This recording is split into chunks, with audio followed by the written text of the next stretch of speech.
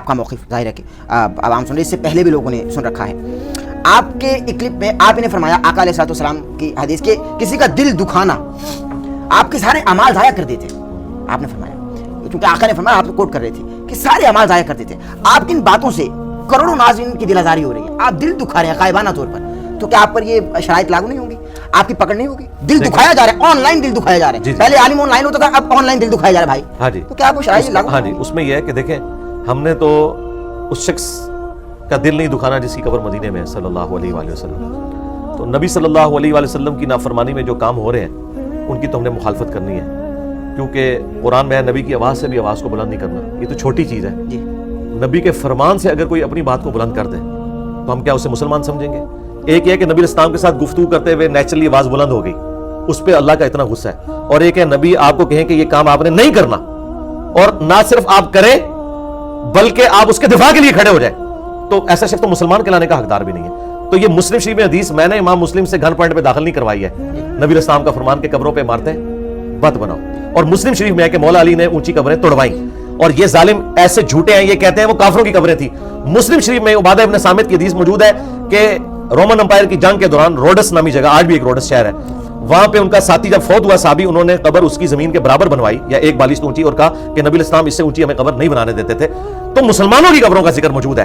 تو آپ مجھے بتائیں، اگر مسلمانوں کی قبریں اس طریقے سے اونچی قبریں نیچی کروائی جائیں اور تصویریں مٹائی جائیں اور مزارات توڑوائے جائیں، تو یہ تو نبی علیہ السلام کے فرمان کو اسٹیبلش کرنا ہے. اگر اسی کی وجہ سے کسی شیطان کا دل دکھتا ہے، میں تو آپ کی بات کے ساتھ ایگری نہیں کرتا کہ کروڑوں مسلمانوں کا دل دکھے گا، کیونکہ یہ بڑا خطرناک معاملہ ہو جائے گا کہ نبی علیہ السلام کے حکم کو پورا کرتے ہوئے اگر کسی کا دل دکھ رہا ہے تو وہ کافر ہی ہوگا، مسلمان نہیں ہوگا. صرف اسی معاملے نہیں نا، بہت ساری باتیں کہہ جاتے ہیں نا.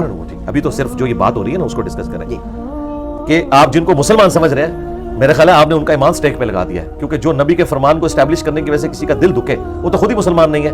تو سب سے پہلے تو ہم اسے مسلمان کریں گے، اسے نبی علیہ السلام کے حکم کا پابند کریں گے. تو ہم نے یہ نہیں دیکھنا کہ لوگ کیا سوچتے ہیں، ہم نے یہ دیکھنا ہے کہ نبی صلی اللہ علیہ وآلہ وسلم نے کیا فرمایا. اب دیکھیں صحیح بخاری میں حضرت عمر نے منکرین زکوٰۃ کے خلاف قتال کرنے سے منع کیا. انہوں نے کہا کلمہ تو پڑھ رہے ہیں، نماز پڑھ رہے ہیں، صرف زکوٰۃ کے مسئلے میں اختلاف ہے نا. تو حضرت ابوبکر نے کیا کہا کہ جو نبی علیہ السلام کے دور میں ایک رسی بھی دیتا تھا نہیں دے گا، میں اس کے خلاف قتال کروں گا، کیونکہ جس طرح نماز اللہ کا حق ہے نا، اس طرح زکوٰۃ بھی اللہ کا حق ہے دولت میں. تو حضرت عمر فاروق رضی اللہ تعالیٰ کے مشورے کو حضرت ابوبکر نے ریجیکٹ کیا، اور حضرت عمر کے الفاظ ہیں اللہ نے ابوبکر کا سینہ کھول دیا کہ انہیں وہ بات سمجھ آ گئی جو ہمیں نہیں آئی تھی. تو بھائی اگر حضرت عمر کو ایک بات سمجھ نہیں آئی اور کئی صحابہ کو سمجھ نہیں آئی جو اکیلے ابوبکر کو سمجھ آئی ہوئی تھی، تو آج بھی ہو سکتا ہے کہ مجھے کوئی ایسی بات سمجھ آئی ہے جو آپ کو بھی سمجھ آ رہی ہے کہ نبی علیہ السلام نے فرمایا کہ قبروں پہ مارتے نہیں بنانی. تو حضرت ابوبکر نے صحابہ سے مخالفت کرتے ہوئے دین کو اسٹیبلش کیا، منکرین زکوٰۃ کے خلاف پروٹیسٹ نہیں کیا، تلوار اٹھائی ہے. ہم تلوار نہیں اٹھا رہے ان مزار والوں کے خلاف، ہم صرف ان کو علمی طور پہ کہہ رہے ہیں کہ یہ جو تم نے نافرمانی کے اڈے قائم کیے ہیں نبی علیہ السلام کی مخالفت کے اوپر، یہاں پہ جتنے مزار بزرگوں کے بنائے ہوئے ہیں یہ فوراً خود گراؤ. بالکل صحیح، ہم نہیں گراتے، تم گراؤ. بالکل صحیح. تمام حق آپ تک کیسے پہنچ گیا؟ یہ بخاری مسلم کی وجہ سے. لوگ کیوں نہیں پڑھتے؟ لوگ دیکھیں، لوگوں کی تو حالت یہ ہے کہ اکثر لوگوں کو تو کلمہ ہی نہیں آتا، نماز نہیں آتی، قرآن ترجمے سے نہیں پڑھا ہوا.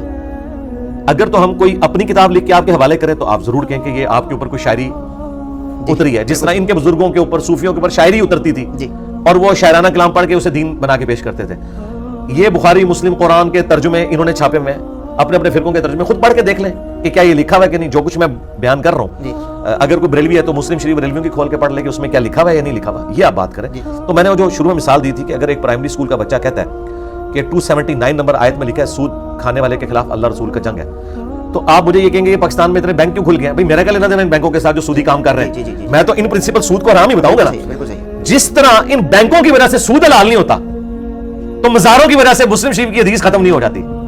کتنا پیارا جواب آپ کو مل گیا. یہ بھی پلانٹ ارتھ سے باہر گیا. بالکل صحیح ہے، بالکل صحیح ہے.